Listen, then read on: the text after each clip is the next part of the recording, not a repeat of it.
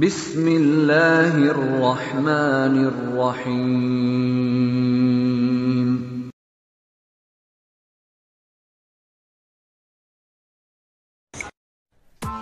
Press the bell icon on the YouTube app and never miss another update.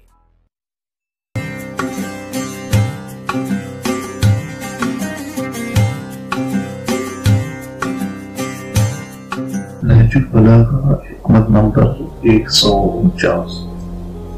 इमाम अली अलैहिस्सलाम ने फरमाया, जो शख्स अपनी कद्र व मंजिलत को नहीं पहचानता वो हलाक हो जाता है। हिकमत नंबर 151।